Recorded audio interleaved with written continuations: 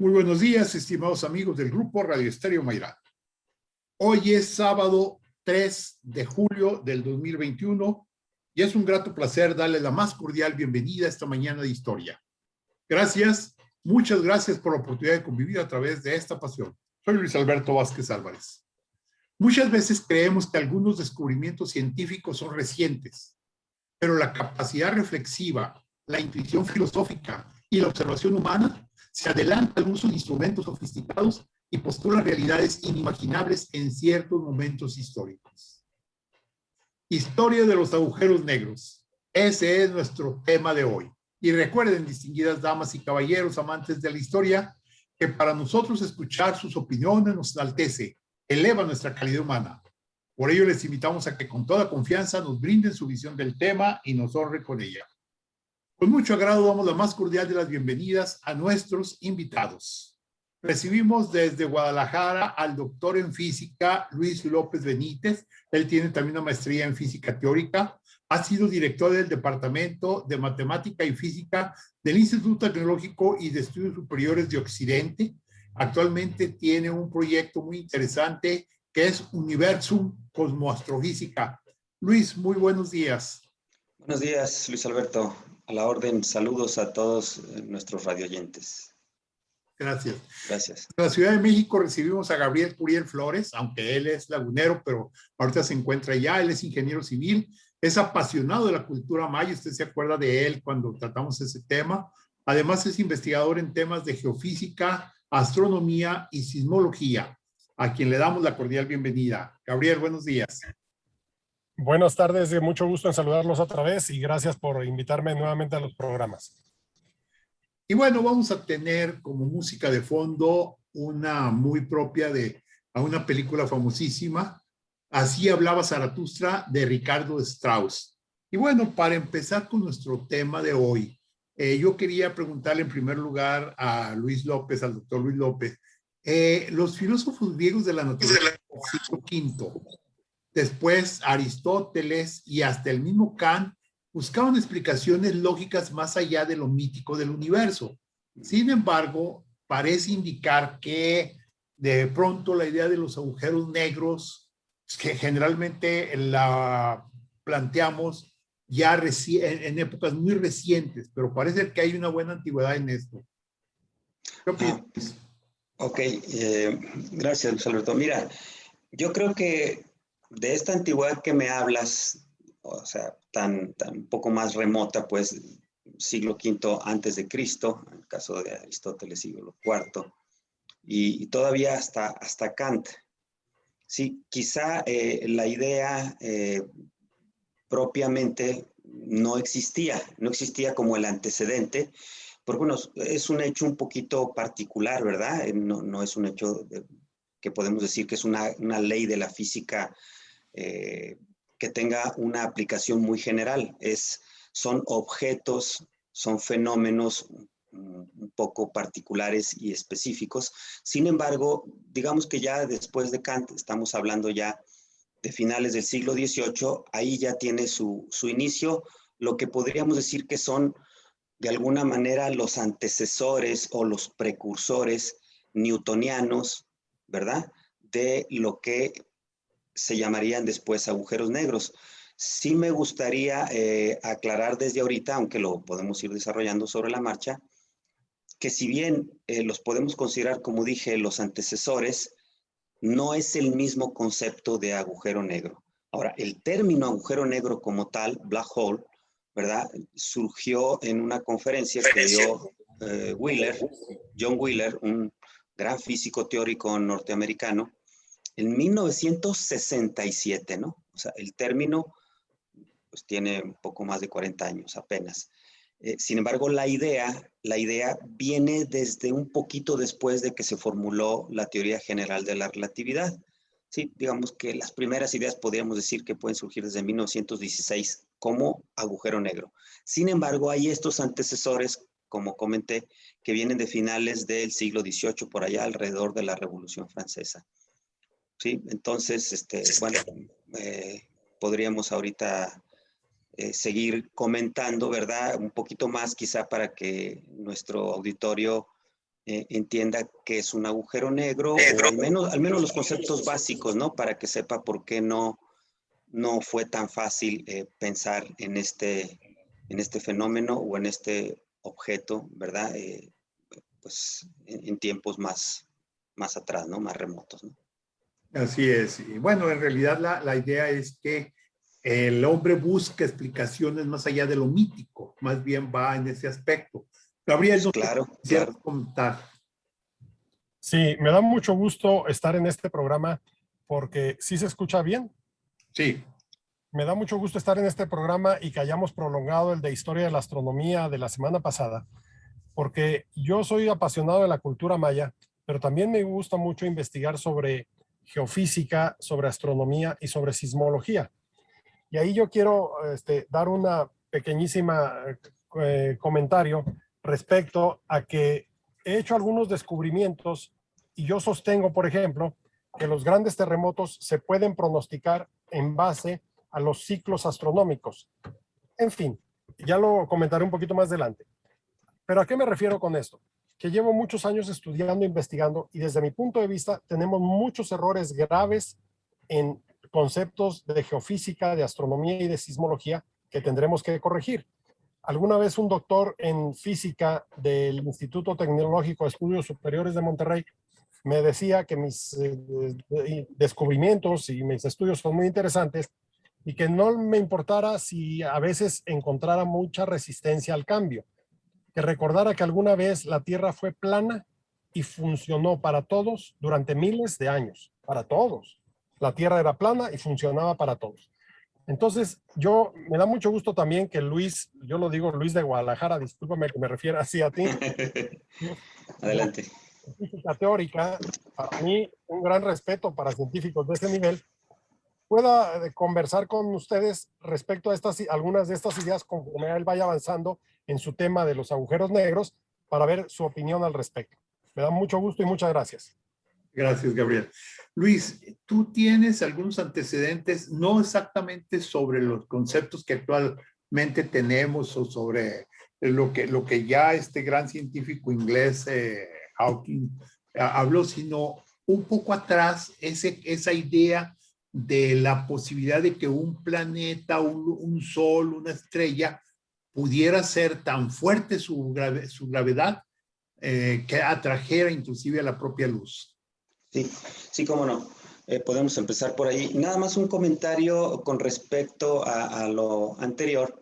Es que en este caso estamos hablando, es decir, la ciencia, digamos que tiene en general dos aspectos cuando se empieza a desarrollar la teoría científica.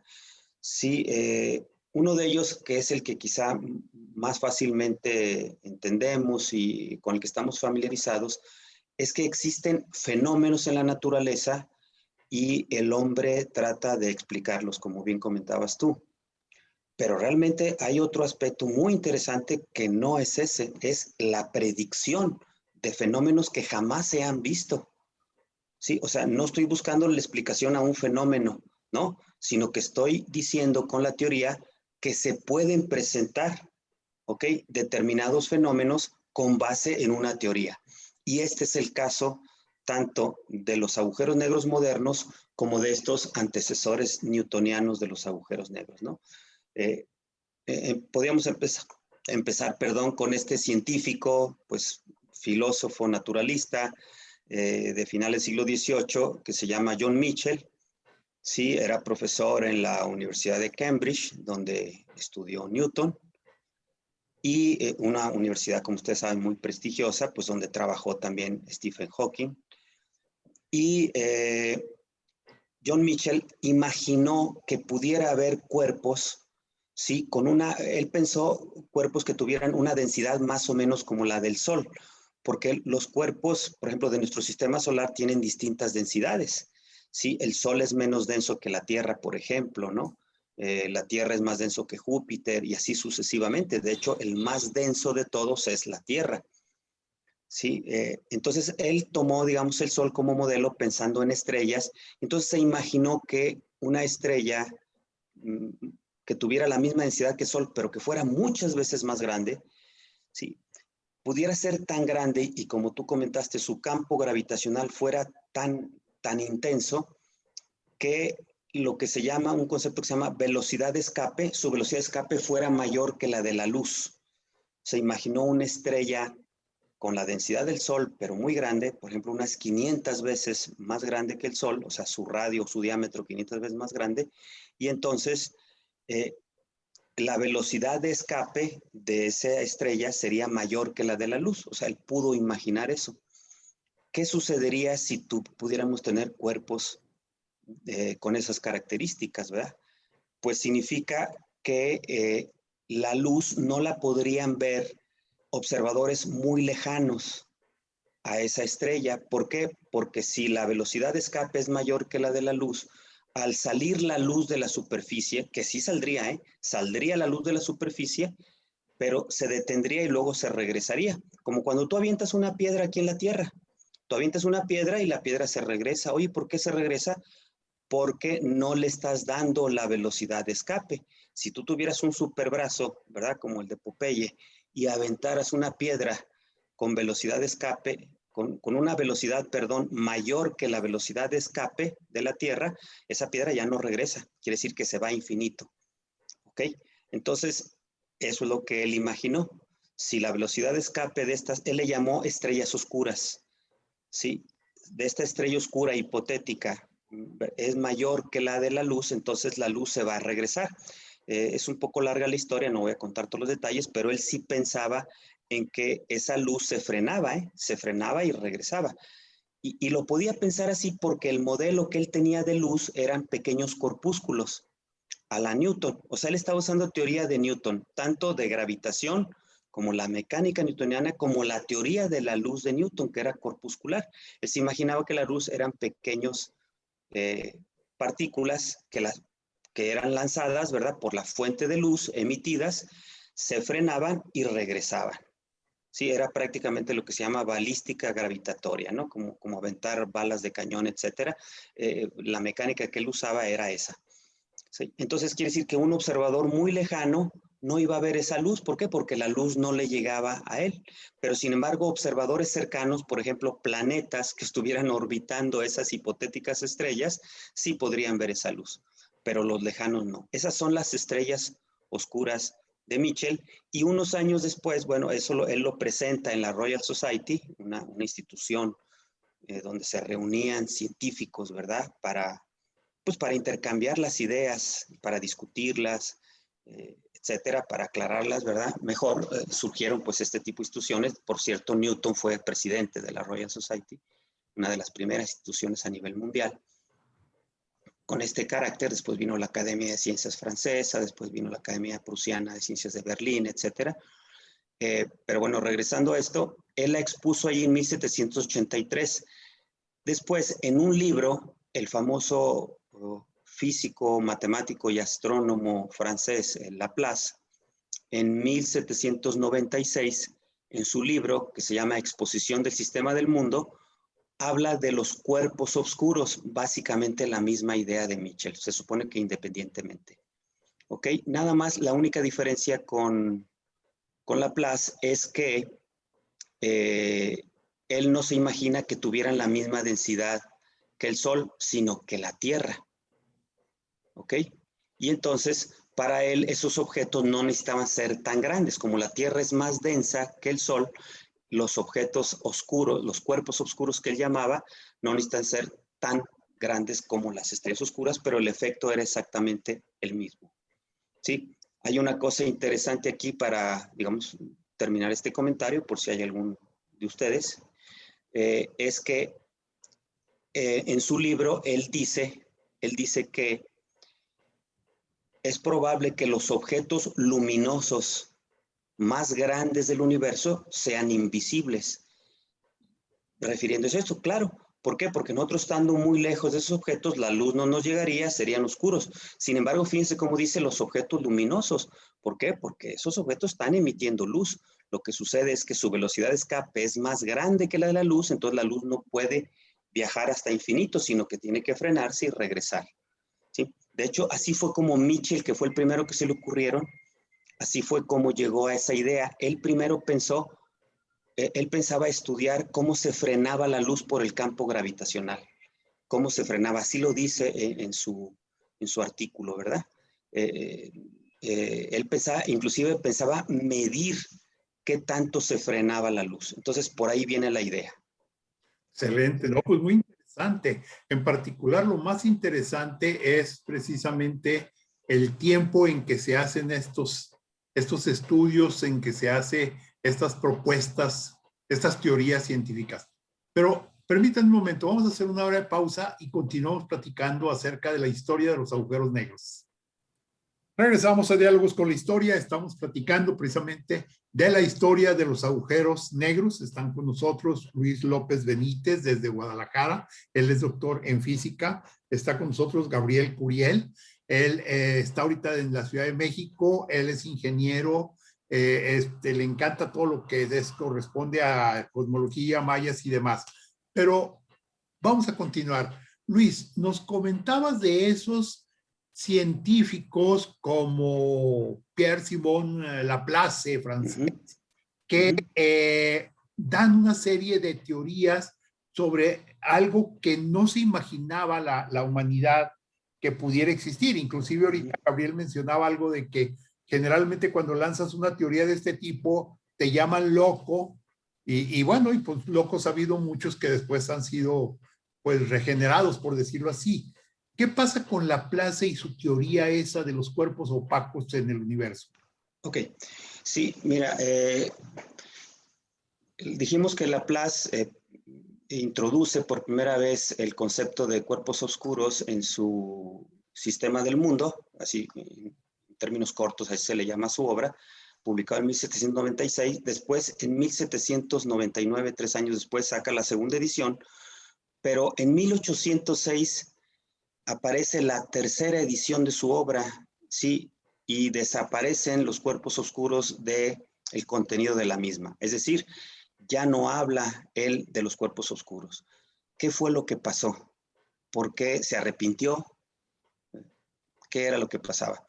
Algo muy interesante, en 1801, ¿sí? Es decir, 5 años antes de esta tercera edición de la que estoy hablando, un aficionado a la física, médico principalmente, pero experimentador, Thomas Young, en Inglaterra, descubre que la luz demuestra con ciertos fenómenos que la luz es una onda. O sea, en realidad el modelo, digamos, de la luz como una partícula parecía que no se sostenía. Más bien, la luz es una onda.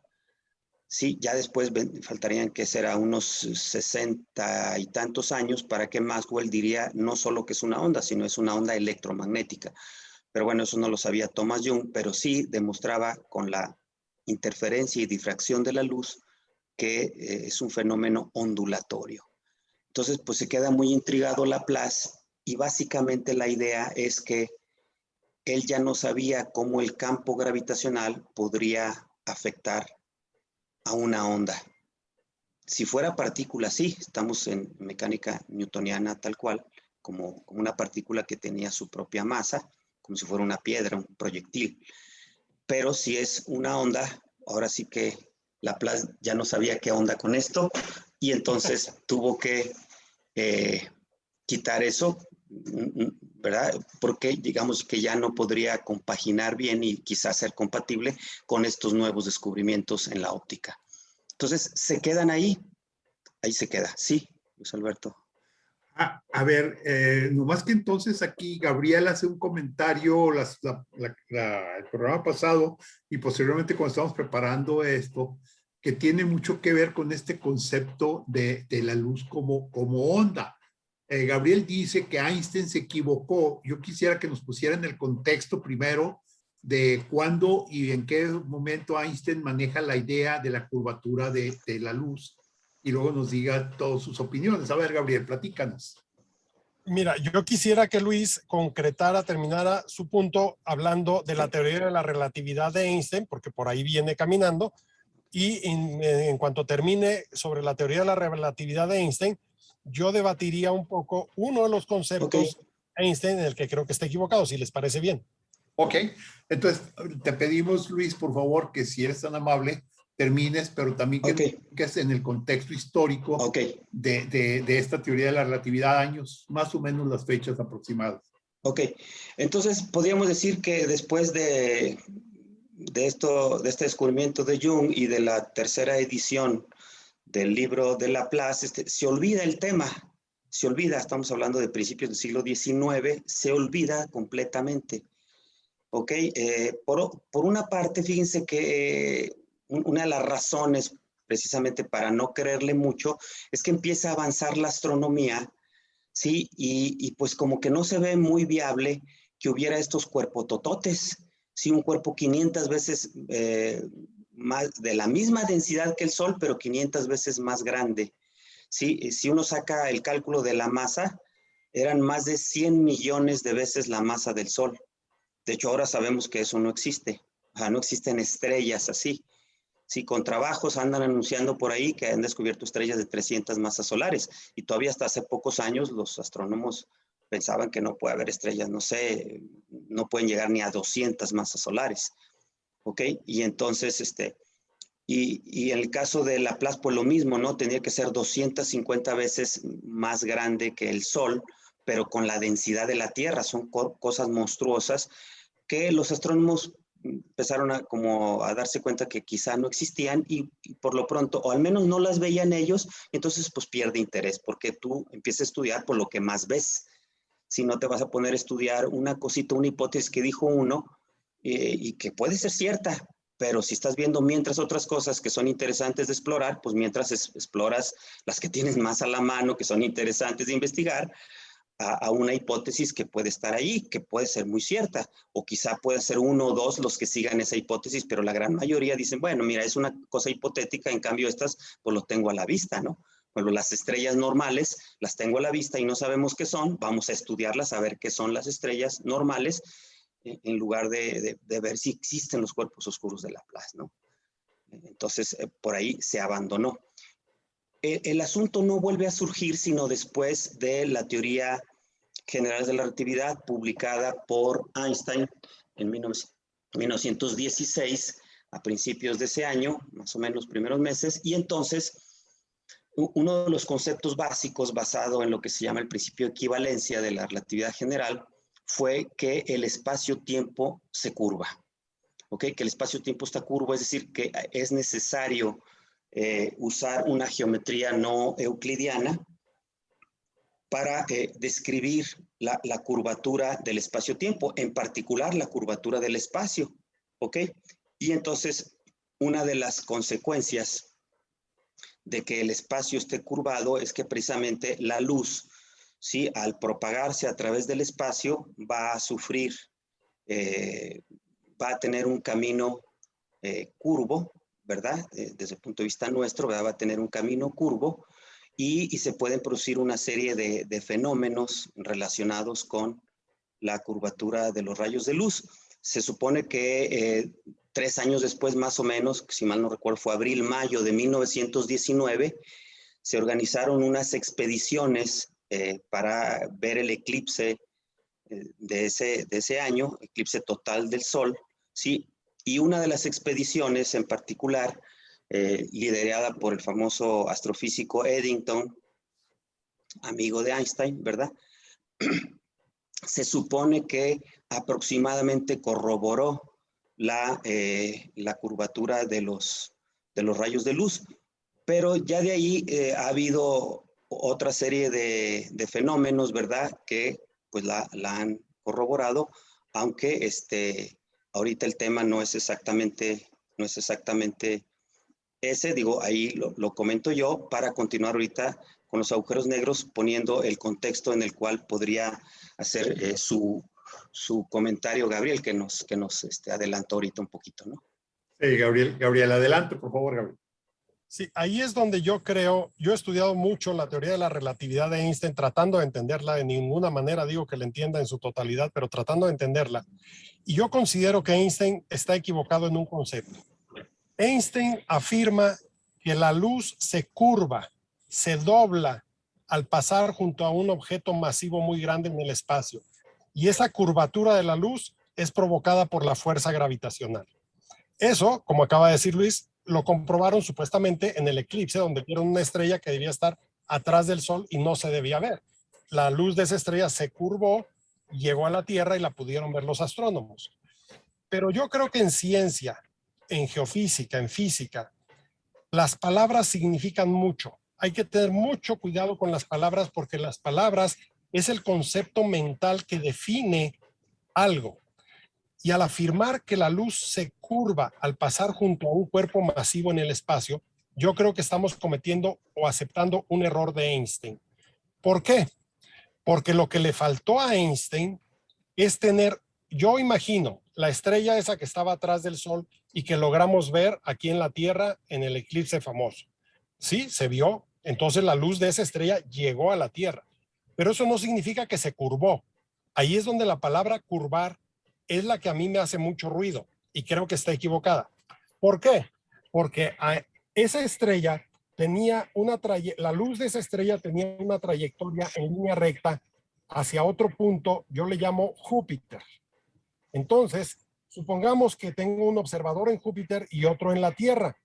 En el momento del eclipse, si la luz de esa estrella se curvó y llegó a la Tierra, entonces el observador de Júpiter debía haber desaparecido la estrella, se debía haber apagado la estrella para él, puesto que la luz de esa, el rayo de luz ese del que estamos hablando, supuestamente se curvó y llegó a la Tierra. ¿Qué es lo que sucede? Para mí, la luz no se curvó. La luz se multiplicó o se dividió. Y en física es muy distinto decir que doblas algo, que curvas algo, a decir que lo multiplicas o lo divides. Porque obviamente, si nosotros tuviéramos un observador en Júpiter y otro observador en la Tierra, en el momento del eclipse, el observador de Júpiter sigue viendo la estrella. Sí, Ahí, sí. y el observador de la Tierra ve a la luz de esa estrella. Entonces, la luz de esa estrella solo tiene dos opciones. O se dividió y parte de esa luz sigue llegando a Júpiter y parte de esa luz llega a la Tierra. O se multiplicó y parte de esa luz llega al Júpiter y parte de esa luz llega a la estrella. Pero no se curvó. El concepto curvar es muy distinto al concepto multiplicar o dividir. Ese es mi punto con respecto a esa afirmación en la teoría de la relatividad de Einstein. Ok, entiendo. Lo que sucede, Gabriel, es que la explicación, así como dices tú que el que estuviera en Júpiter lo hubiera observado, o tuviéramos tener 100 observadores, ¿verdad? Otros en otros planetas y en cualquier lugar, y en realidad todos lo hubieran observado, ¿verdad? Todos, ¿verdad? El que viviera en Venus o en Neptuno o en Plutón o lo que sea, ¿verdad? Lo podrían haber observado, o en otras estrellas, en Próxima Centauri. Lo que sucede es que, pues la estrella lógicamente emite una infinidad de rayos. Cualquier fuente luminosa, esférica sobre todo, emite para todos lados. ¿Cuántos rayos emite? No es Infinitos rayos. Si me permites, no es una línea recta, los rayos no son una línea recta, que es lo que mucha gente se imagina. La luz que emite una estrella es una esfera de luz, una esfera que va irradiando en forma esférica en todas direcciones, como lo estás afirmando tú. Ok, en todas direcciones, ok. Entonces emite en todas direcciones, en todas direcciones. Lo que pasa es que existen los dos conceptos en óptica y están relacionados, ¿sí? Los frentes de luz esféricos y los rayos, que son las líneas perpendiculares a este frente de luz esférico. Bueno, en el caso esférico, pero hay ondas cilíndricas, ondas planas, etcétera. Y en todos los casos, el concepto de rayo es perpendicular a estas superficies que se llaman frentes de onda.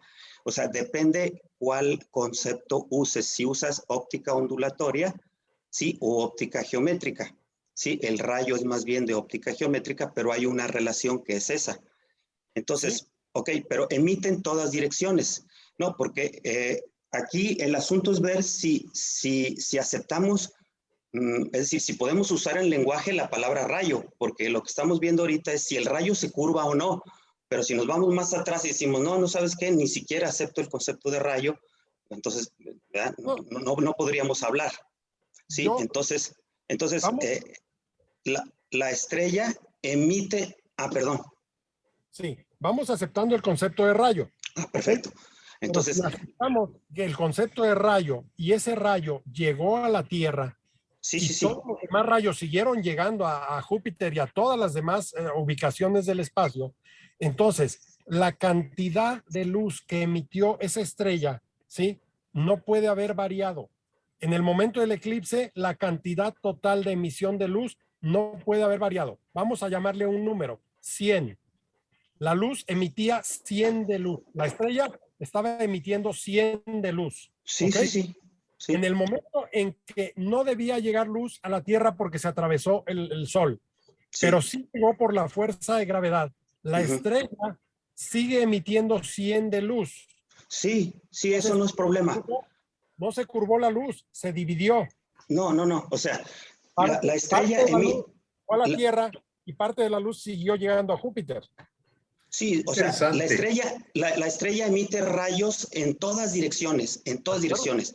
Nada más el que a nosotros nos interesa como observadores terrestres, porque estamos viendo el fenómeno, el eclipse, me interesa la línea recta que une a la estrella con la Tierra. Sí, una línea recta. Por 2 puntos pasa una línea recta. Entonces, la línea recta que une a la estrella con la Tierra.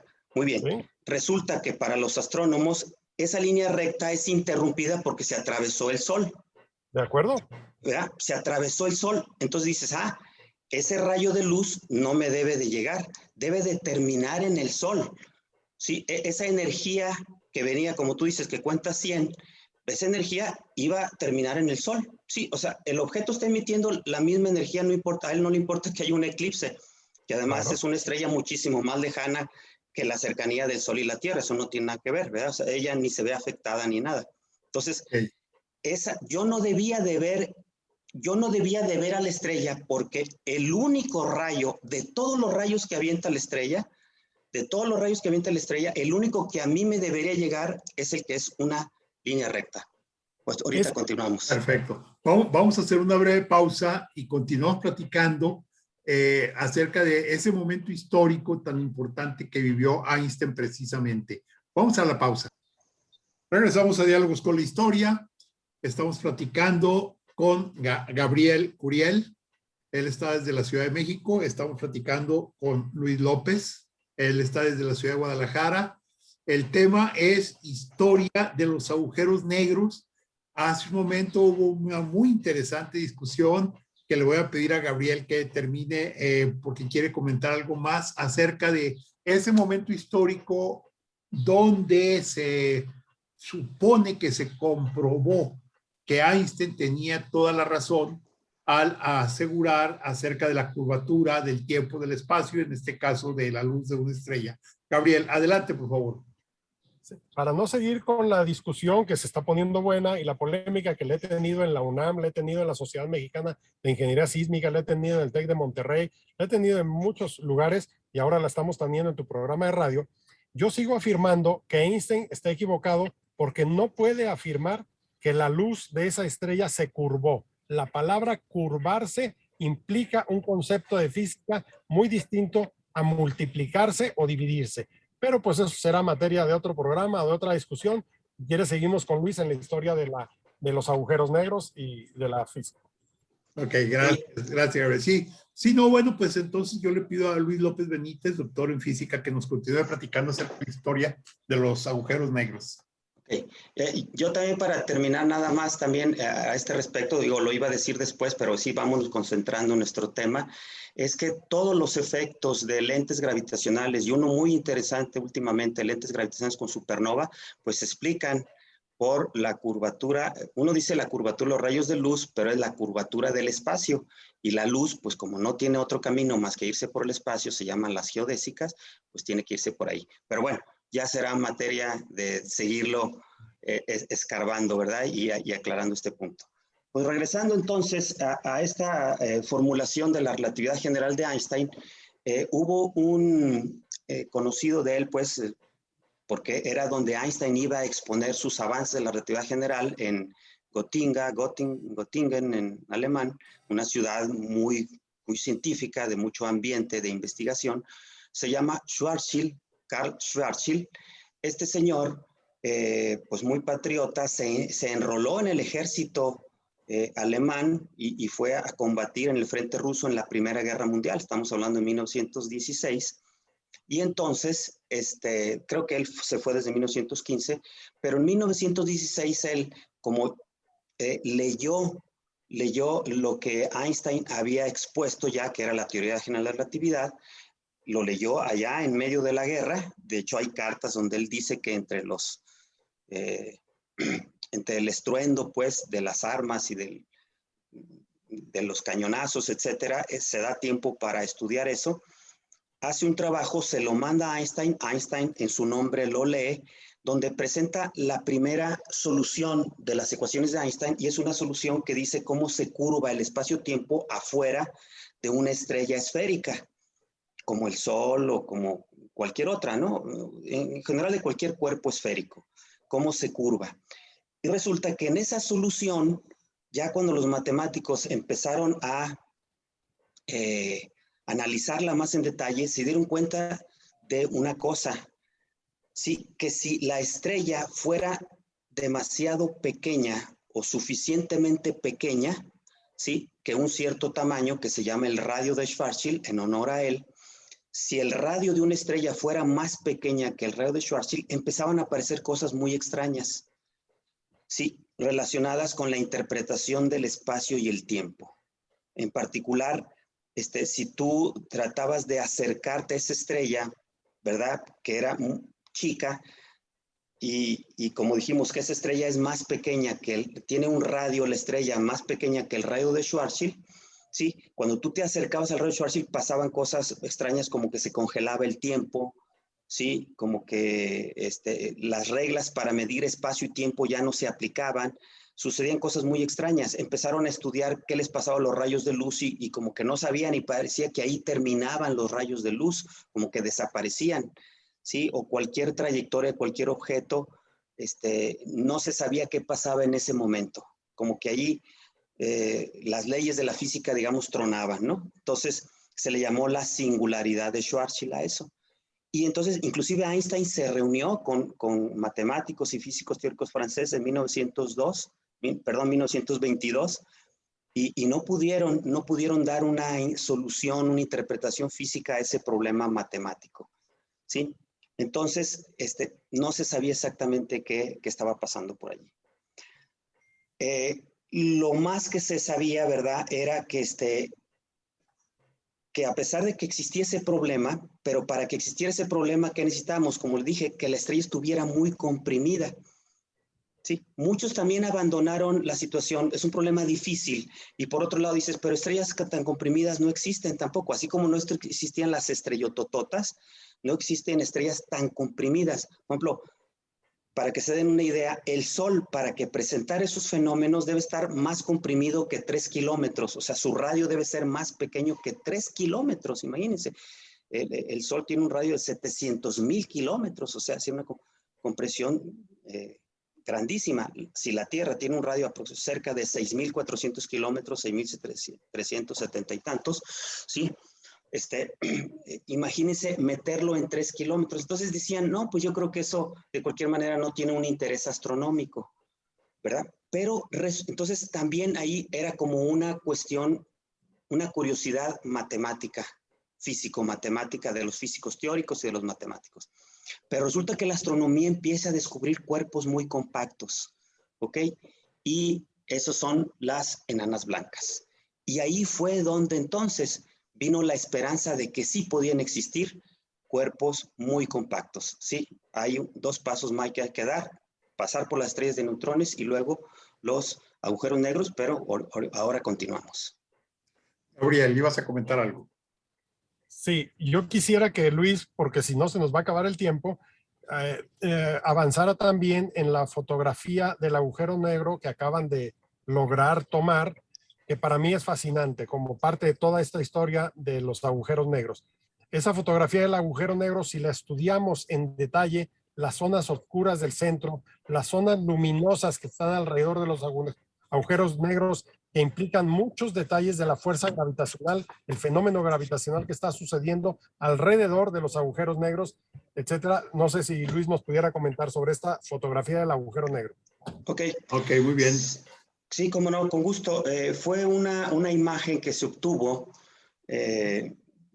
propiamente la imagen en 1917, perdón, en 2017, fue publicada 2 años después, en abril 2019, porque fue mucho el tiempo de procesar todos esos datos, ¿verdad? Esa imagen se tomó con una red de radiotelescopios a lo largo del mundo, se llama el ETH, el telescopio de horizonte de eventos, porque así se le llama a la frontera del agujero negro, ¿sí? Que precisamente, entre paréntesis, otra vez, claro, dijimos que después hablaremos de eso, precisamente la forma que tiene la imagen implica que se curvó la luz, inclusive que se curvó la luz desde abajo del agujero negro, dio la vuelta y llega hasta nosotros. Por eso se ven cosas que no deberías estar viendo, ¿no? Ahí. Entonces, esa imagen nos muestra lo que se llama en sí el agujero negro, pero la parte brillante proviene de luz, que es de material que está alrededor de ese agujero negro, ¿no? Eso es lo que se llama un disco de acreción, es material que está orbitando al agujero negro y que poco a poco va cayendo en el agujero negro. Este objeto, este agujero negro, más o menos tiene 6.5 miles de millones de masas solares, ¿sí? Y se encuentra en el núcleo de una galaxia que se llama M87, Messier 87, es una galaxia que está en el centro de un cúmulo de galaxias que nos queda más o menos a 60 millones de años luz, que se llama el cúmulo de Virgo.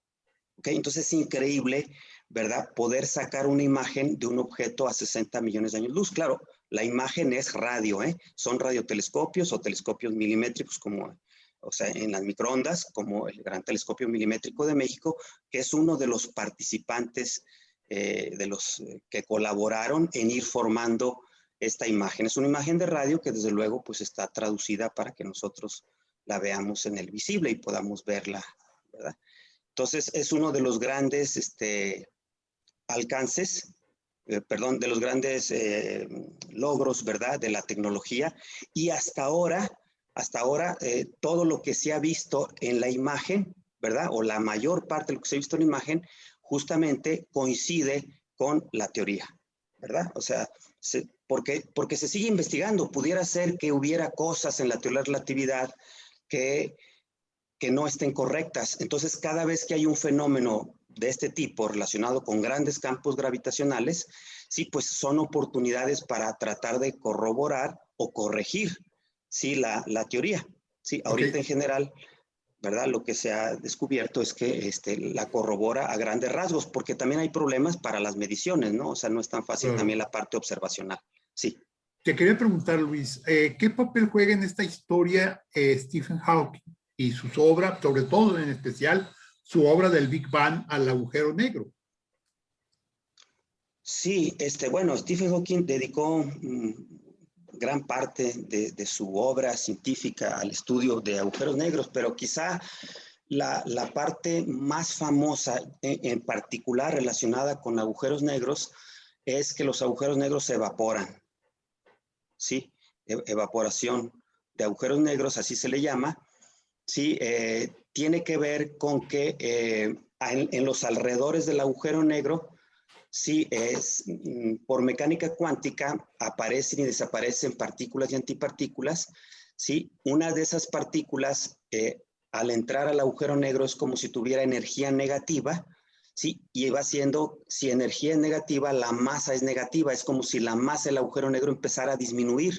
Y la otra partícula, porque siempre se generan en pares para no violar la ley de conservación de la carga, la otra partícula sale volando y le llega a los astrónomos terrestres. Entonces, ¿qué es lo que ven los astrónomos? Por un lado, que les llegan partículas, y por otro lado, que el agujero negro está disminuyendo de masa. La interpretación macroscópica de eso es como que si se estuviera evaporando. Entonces, Stephen Hawking hizo toda una teoría de esto que fundamenta lo que se llama la termodinámica de agujeros negros. Entonces, le asignó, bueno, a él y otros más, ¿verdad? Asignaron una temperatura. ¿Por qué? Porque estas partículas que están saliendo es como una radiación que tiene su temperatura. Sí, que en honor a él, ¿verdad? Se le llama, bueno, tiene una temperatura, por lo tanto, el agujero negro tiene las características termodinámicas, tiene temperatura y entropía. ¿Sí? Entonces, el agujero negro tiene su propia temperatura, que en honor a él se llama la temperatura de Hawking. Entonces, por ahí es uno de los trabajos, digo, para decirlo en palabras cortas, ya si hay preguntas específicas con gusto, vino su principal aportación a la teoría de los agujeros negros, ¿verdad? Toda la teoría de evaporación, que esas partículas que vuelan y que llegan al observador lejano, conste que esas partículas se produjeron inmediatamente afuera del horizonte de eventos, porque si se hubieran producido adentro, pues no pueden salir. No salen, ¿Okay? No salen. Entonces, esa radiación se llama radiación de Hawking. Radiación de Hawking, Oye, temperatura Luis, de Hawking, sí. Prácticamente se nos acabó el tiempo, pero una pregunta así rápida. ¿Los agujeros negros nacen con el universo, nacen con el Big Bang? Bueno, los agujeros negros ya más corroborados, más estudiados observacionalmente, ¿verdad? Y confirmados, no. Esos nacen de la evolución de las estrellas de alta masa. Sí, una estrella de alta masa evoluciona y al final explota y en el núcleo, y del núcleo de la estrella es donde nace el agujero negro. De estrellas suficientemente masivas. Por ejemplo, nuestro Sol no va a dejar un agujero negro porque no es suficientemente masivo. Sí, se va a convertir en otra cosa, que es una nebulosa planetaria y una enana blanca en el centro. Pero estrellas suficientemente masivas dejarían eso. Ahora, eso no quiere decir que no hay propuestas de que pueden surgir agujeros negros de distintas masas, sobre todo pequeñitos, ¿verdad? Que son los que más le interesaban a Stephen Hawking. Se llaman mini agujeros negros primordiales, que pues se especula que pudieron haber surgido por razones de mecánica cuántica, pero eso es muchísimo más especulativo, ¿verdad? De hecho, hasta agujeros de gusano y agujeros blancos y todo eso zoológico pudieron haber surgido muy cerca del Big Bang, lo que se llama cosmología cuántica, ¿no? Okay. Pero los que están comprobados, que tenemos más a la mano, ¿verdad? Los que a partir de los 90s se estudian y se conocen, surgieron por la evolución estelar, la evolución de las estrellas. Excelente. Gabriel, se nos acabó el tiempo, 1 minuto. ¿Qué nos quieres comentar? Es fascinante el analizar la imagen de los agujeros negros, la fotografía del agujero negro que se publicó hace pocos años, porque el centro negro es lo que no vemos porque no puede salir del agujero negro. Pero es fascinante estudiar el anillo de luz que está alrededor, porque el anillo de luz que está alrededor, como decía un astrónomo español, se causa, como dice Luis también, por todos los cuerpos que están orbitando alrededor, que están flotando alrededor del agujero negro y van cayendo hacia el agujero negro. Pero la intensidad de la luz se va incrementando conforme se acerca al agujero negro. Y esa intensidad de luz implica, dice un astrónomo español, la fricción que están sufriendo todos esos cuerpos que están cayendo hacia el agujero negro. Conforme más se intensifica esa fricción por la presión gravitacional, más se emite ondas de luz en todo el espectro luminoso. Y por eso se ve una luz mucho más intensa en los bordes más cercanos del agujero negro. Es fascinante esa imagen del agujero negro.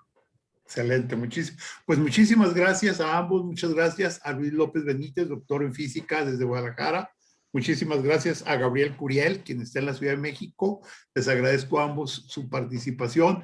Tenemos un siguiente programa el próximo sábado 10 sobre historia de la cosmología, otro tema realmente apasionante. Y bueno, pues yo después de agradecerles a ustedes, quiero dar las gracias a mis compañeros, a Claudia Martínez Martel en la coordinación general, a Roberto Ríos en la dirección de grabación y a todos nuestros amigas, amigos, los esperamos el próximo sábado, ya 10 de julio, aquí en Historia de la Cosmología. Muchas gracias, muy buenos días, muy feliz fin de semana.